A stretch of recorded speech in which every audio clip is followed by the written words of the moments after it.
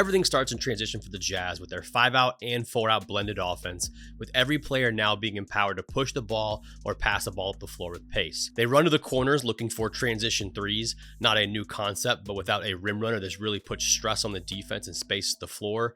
This not only allows for extra passes for transition threes, but allows them to attack closeouts when the defense is in scramble. Here, Conley attacks the closeout, drives middle with absolutely no help, and draws the foul. One of the best times to look for this flip action is in transition. The Jazz do a great job of riding the wave or driving across the floor and then looking for flips. And again, another example of Vanderbilt bringing that ball up and flipping. So a big is usually matched up with Vanderbilt and he'll flip to trailing guards. They'll also run this action in half court and even as special and end of games, looking for downhill drives and creating confusion.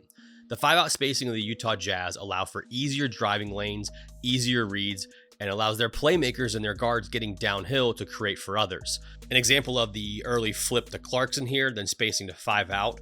Watch here on this drive from the slot, the baseline player Capella has to now help over and rotate. This creates an advantage for the Jazz with the drift pass, playing 3-on-2, attacking the closeouts. One more, and Markkanen gets the wide open 3. The Utah Jazz love to go to 21 or step-up action, especially in early offense. Here you can see the Rockets defense collapse, the drift pass again to Vanderbilt, and then one more to Clarkson, and even Olynyk is here wide open on the one more pass. This spacing allows them to create these advantages, and then it opens up driving opportunities. So when the ball is driven, it allows for players like Conley, Sexton, and even Markkanen to drive into space and create for themselves, and then when help comes, create for others. They aren't playing out of the post or posting up much, but when they do, it's usually out of Barkleys or drives into post-ups. So as the ball is being driven and there's no clear advantage, the player with the ball will Barkley or sit into a post-up, or in early offense and cross-match situations, they will post up weaker defenders. When they do drive, sometimes they do a great job of sitting into space. So here Sexton kicks, then on this kick out, when the defense is recovering, he sits into space, finds the gap, and finishes the floater. And a big part of why this offense has been successful is the decision-making off of the ball and their ability to keep advantages. With elite connectors like Olynyk, Vanderbilt, and even Conley, they make sure that the correct read is made as Olynyk finds space here for the Conley pass for the drive and kick 3. A great concept off the ball is they use paired cutter action, which means if the ball is driven from the top, the baseline player will cut behind the help. If the ball is driven baseline, the player from the opposite wing will usually 45 cut into space, making themselves available cutting behind the help.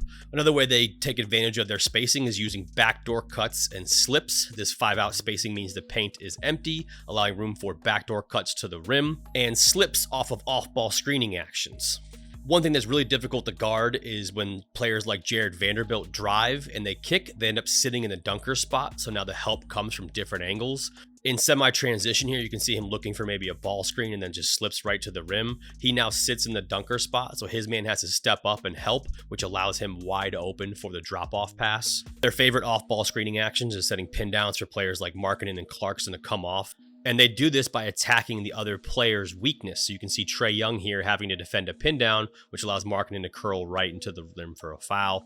Then they also use Markkanen to set these pin down screens for Clarkson. So Clarkson intentionally curls this action here. Markkanen opens up for the catch and shoot 3, putting pressure on the defense. I think it's safe to say that we now know where the Boston Celtics got their flare screen ideas throughout the playoffs last year, especially against the Warriors, to really take advantage of flaring the help and causing problems for the defense.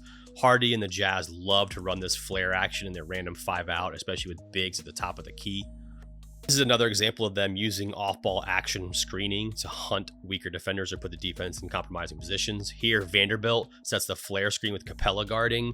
The player goes under, so now he basically screens 2 players, allowing Beasley to open up for the flare 3. They also tweak this action by having a handoff on the wing. Now, this may seem like not a big deal having a basic handoff into this, but watch Zubac's eyes and the eyes of off-ball players. They tend to look at the ball. So this basic handoff takes Zubac's eyes for just a second, which allows the flare screen to be set naked or no coverage for the skip 3. The Jazz will also involve the opponent's big and ball screen action. So you can see Vanderbilt will be the screener most of the time, or they'll hunt the big, whoever it is, and setting a ball screen, creating that drop coverage, and then space from there. But by far the favorite ball screen action is going to empty ball screens or a ball screen set with one side of the floor, the corner empty, 3 players spaced on the opposite. This is tougher coverage to guard for the defense since their spacing is so great.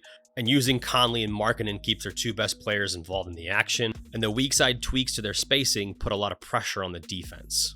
When they set these empty ball screens, they have the opposite three players space the floor. When they run the action, the player on the 45, or where it breaks from the three-point line to the corner three, has the option to dive and cut to the rim, or to screen the help, like in this scenario with Sexton screening for Beasley. In this next play, we can see him almost cutting to the rim or looking for that possible screening opportunity, but when the play breaks down, does a good job of finding space in the gaps of the defense and finishing. My favorite ball screen action are ghost screens, where a player kind of fakes a ball screen or almost makes no contact, then picks and pops to the three-point line. The Jazz uses action all the time in their 5-out, using them for both bigs setting for guards and guards setting for bigs. Here in an empty ball screen action, we can see the random ghost screen with a swing pass. Markkanen then 45 cuts into space. We talked about how they finished their cut in the dunker spot, so when Sexton attacks here, that dish pass to Markkanen is wide open. Here, Olynyk ghosts on the ball for Conley. At the same time, Clarkson was setting a screen down for Markkanen. The drive here and the weak side exchange creates so much confusion. CJ McCollum was guarding Clarkson, then he was supposed to be the low man in help. This causes confusion and hesitation with both him and Murphy on this basic exchange, so when the drive from Olynyk happens, there's nobody at the rim to protect. What makes this Jazz offense so much fun to watch is how they chain together actions. A step-up screen here, 21 action, throwing the ball in the post, come off, screen away, go into grenade action, coming downhill off the handoff. They get 2 on the ball here. As the Wizards recover, ends up where Clarkson gets an open 3 off of off-ball movement. But what you probably didn't notice was he set a flare screen randomly in the flow of the offense that created both Kuzma and Hachimura to go with the open player Beasley, leaving Clarkson wide open for the 3. I love how these actions build on each other too. Here's the same exact grenade action. Now they hit the roller Walker Kessler, and a great read by a rookie when the low man helps here to turn calmly and find the open man. This creates long closeouts. One more to Conley, one more back to Beasley, who started off with the pass for the open corner 3.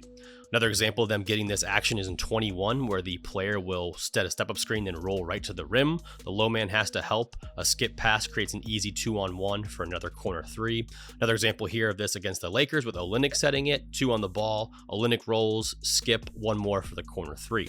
They also love these reads and have great spacing when they run their horns action. So you can see a quick screen away opens up the pass to the elbow. Then 2 players execute split cuts. Here, Clarkson screens for Beasley and then slips to the rim. The corner spacing creates hesitation and a late reaction, allowing Clarkson to finish. Then here, when Conley comes off the flare screen, he reverse curls into the lane. So when Porzingis does help, it's a quick decision and touch pass in the air from Conley for the corner 3. The Jazz do a fantastic job of combining all of these actions in their 5-out motion offense, leading them to one of the best records in the NBA in this early season. Thank you so much for watching this breakdown. I hope you enjoyed it and took something from it. If you enjoy these, please subscribe, like, and share the content.